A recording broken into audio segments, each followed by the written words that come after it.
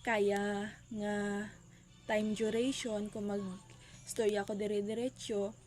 Kay once nga matapos ang 10 minutes, paus ako to the point nga doon nadudlaan ako boses. But subong, I'm able to do it a bit more. Gaabot pa ganyan ko almost 30 minutes. Nga dire-diretsohan nila nga winakal, which is a big improvement man sa akon.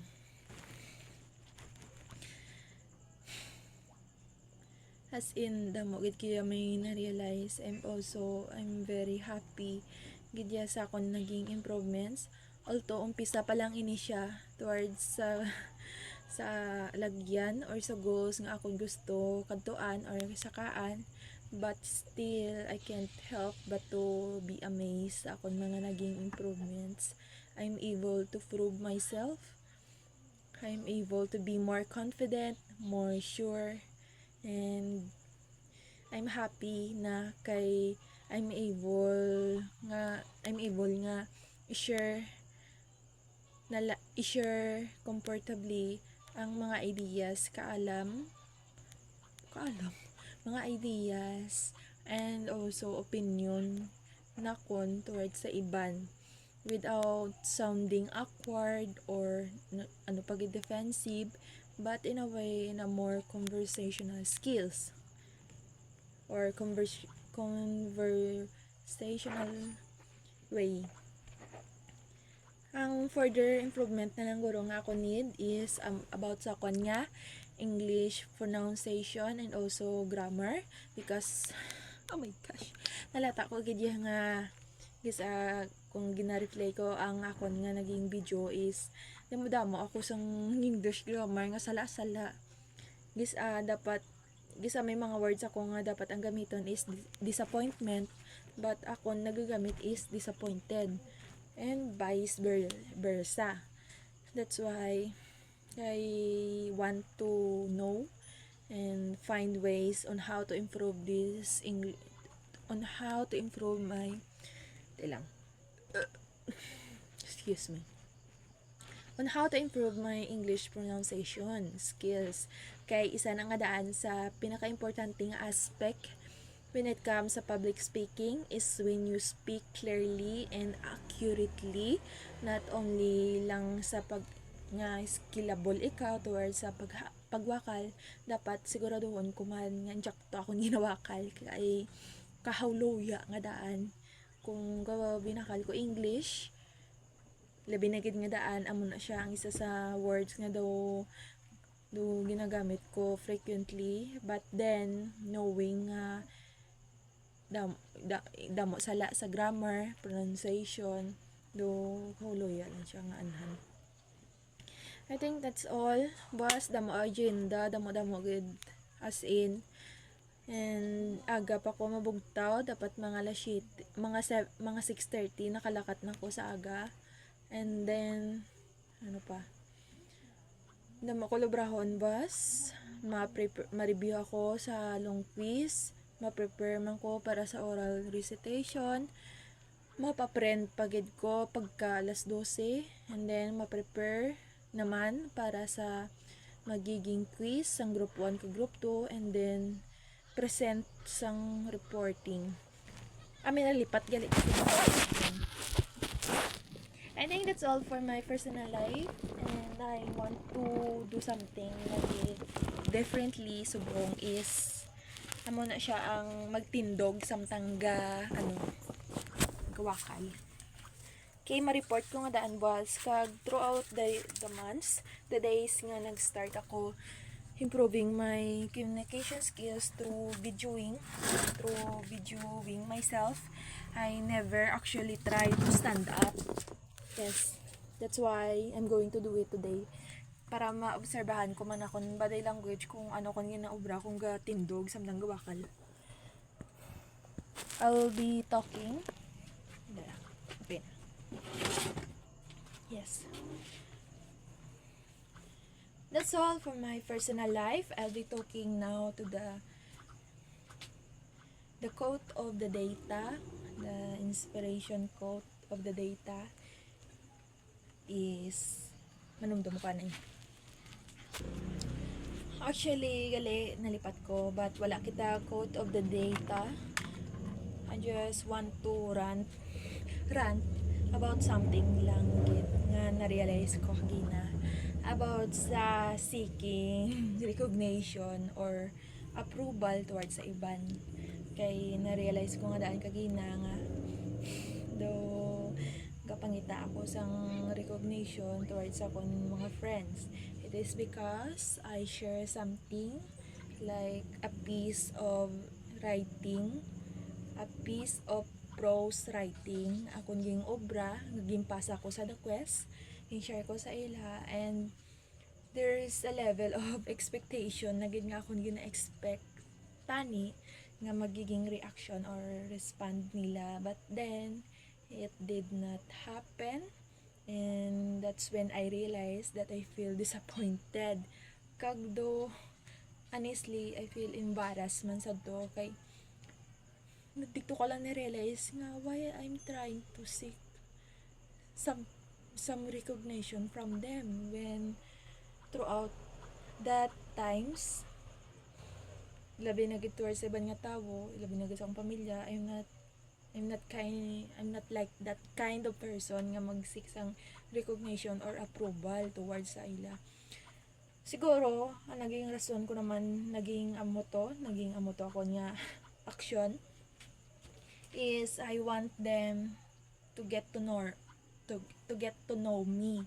Gusto ko nga may nga mabalaan pagid ko nila more deeply and internally.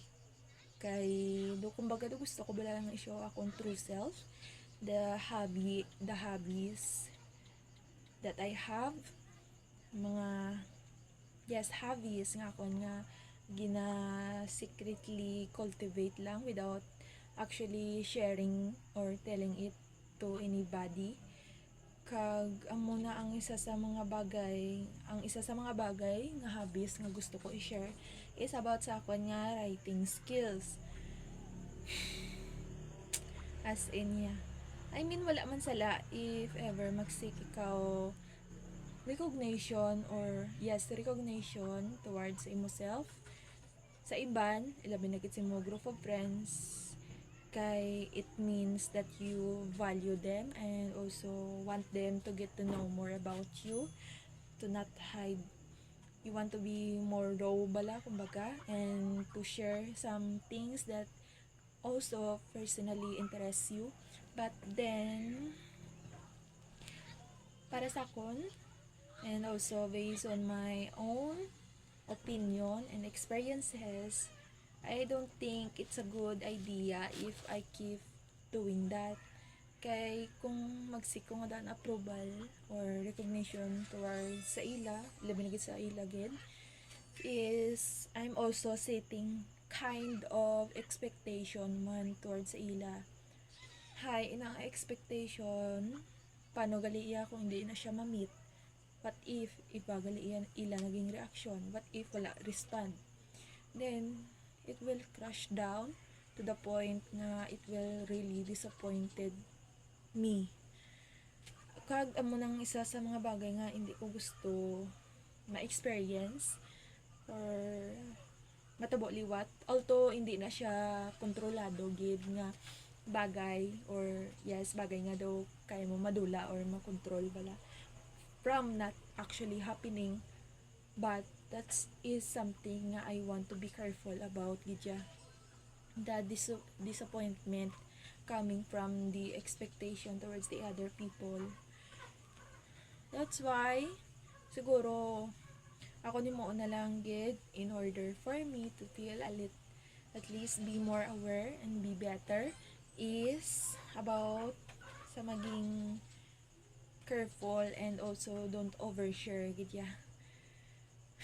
Nalata ko nga daan sometime nga nag-improve ako ng communication skills is na daw masyado nagiging nag-overshare ako sa mga personal nga bagay about sa akon kag sa iban man nga tawo.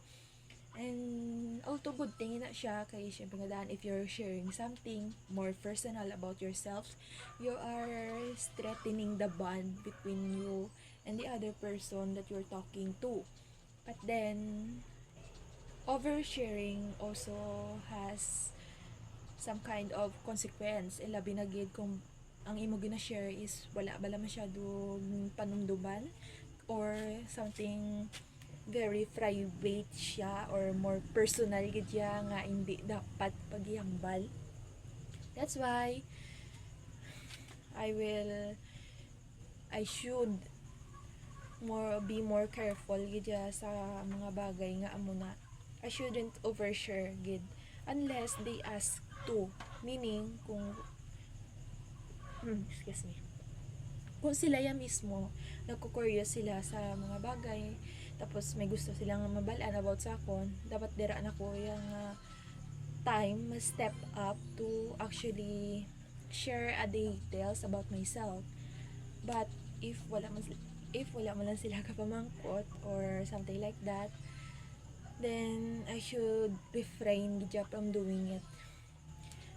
May mga hindi na siya literal gid nga dapat magpa-okay na lang ko sa tanang nga bagay kag do magiging mysterious introvert person nga daw wala gay story about sa akong kagalingon. Ang akong punto lang is limitahan ko lang gid, kontrolon and limitahon kay ang tanan nga daan nga bagay is may mga limitasyon man, kag ina nga mga limitasyon need ina siya kontrolon. And that's all for my learnings. I have a lot of things to learn about gidya. Yes, I have a lot of things to learn about towards akong self, but wala ko man gina-pressure gid kay I know I'm also growing. I'm still growing into the adulthood nga stage. I still have a lot to learn, mistakes that need to be realized, and also not to repeat again, things that I need to control, things that I need to make it right, mga bagay nga muna. But I will take it slowly, ang ina klase nga growth. Hindi ko gusto pagsakuan akong gagalingon kay I want to take my time. I want to appreciate and live with the present that I currently have. And that's all for the learnings today. Kag may share lang ko about sa magiging report ko bukas. Siguro I will use the opportunity as an opportunity to actually present myself in front of the class about sa akon nga certain topics nga i-discuss. About ni siya sa different types of shareholders nga may ara sa corporation, and also the role of public administration or the government towards CSR or corporate social responsibility. But first, let's summarize the definition of shareholders. It means they are basically the owner sa isa ka corporation. It is because shareholders are mostly a group of people that gathered and want to work towards a common goal. And mostly, they start a corporation. For example, dapat ang ila goal is to earn profit, dako nga profit, and also establish a certain services or products that they want to employ.